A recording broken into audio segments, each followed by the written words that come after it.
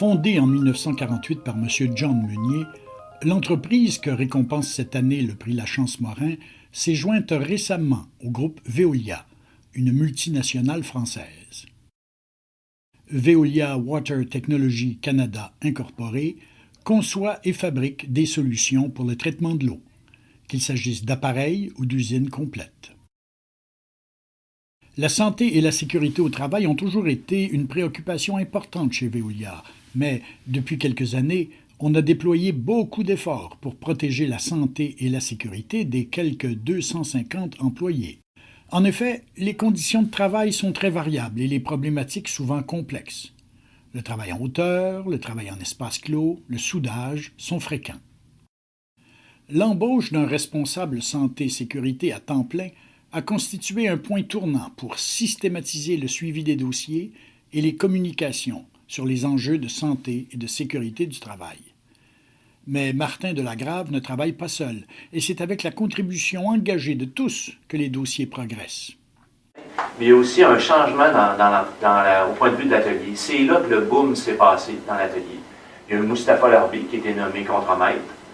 Avec son background, son expérience et sa culture française qui est très santé-sécurité, ça l'a aidé beaucoup. Après ça, il y a Jonathan qui a été nommé aussi responsable de ça. Jonathan a une formation en santé-sécurité aussi. Quand il y a un problème à régler, ça nous intéresse d'aller plus loin. On va trouver une façon de régler le problème, on va trouver une façon économique de le faire, on va prendre notre temps, on va brainstormer, mais à la fin, on réussit toujours à avancer. Cette espèce de synergie-là qui existe pour l'atelier, c'est ça qui fait que le boom est parti. Ça, c'est une chose qu'on peut être fier, là. C'est le sentiment que les choses avancent, puis que tout le monde qui va amener un point, ça va être écouté et avancé. Pierre-Luc, Hugo et moi, on ne représente pas les gens de l'atelier parce que la santé et sécurité chez nous, elle ne se passe pas juste dans nos bureaux et dans nos ateliers, ça se passe aussi sur le chantier. Alors nous, on représente les gens qui sont exposés à aller à l'extérieur du bureau, qui sont exposés à des eaux usées, à des endroits confinés à l'extérieur sur des chantiers, et où est-ce qu'on doit s'assurer que les gens qu'on envoie au chantier sont vaccinés, ils savent travailler en espace clos ou en hauteur. Donc il y a encore beaucoup de travail à faire là aussi. La motivation de tous à agir en prévention n'est pas le seul ingrédient du succès. Il faut savoir reconnaître les risques, les comprendre et savoir comment s'en protéger, d'où l'importance de la formation. Donc le message, on le passe directement, on essaie de se trouver des trucs comme des capsules santé-sécurité, on fait de la formation, on a travaillé très fort cette année au niveau de la formation. Depuis 2011, 28 cours ont été donnés par les conseillers de l'ASPHME sur des sujets divers.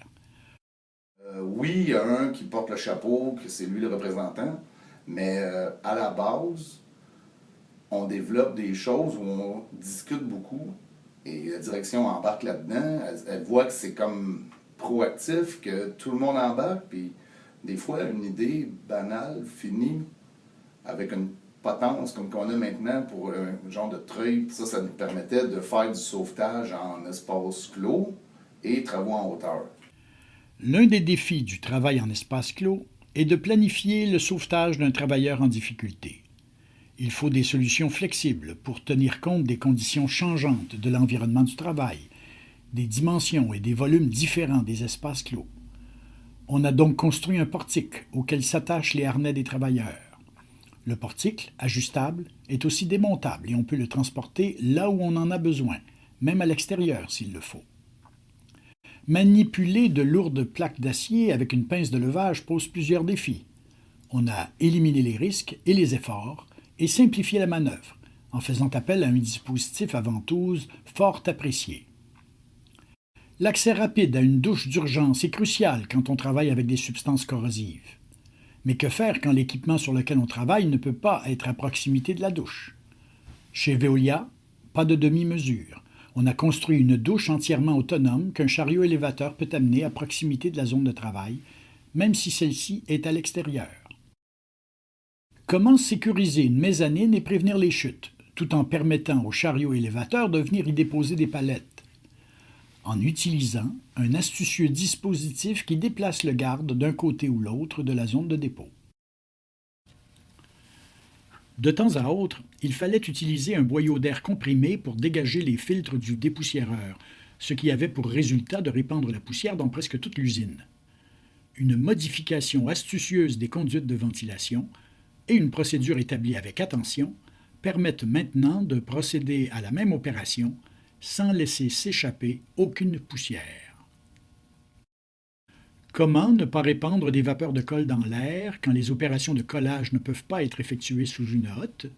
On a conçu un appareil portatif qui combine un bras de captation, un aspirateur et un filtre à charbon absorbant, le tout sur un chariot mobile que l'on peut déplacer facilement. L'évolution du dossier de la santé et de la sécurité chez Veolia indique le chemin de la réussite. C'est le développement d'une culture de la prévention. À tous les niveaux, chacun se sent responsable de promouvoir et d'assurer la santé et la sécurité de tous en toutes circonstances. Félicitations à Veolia.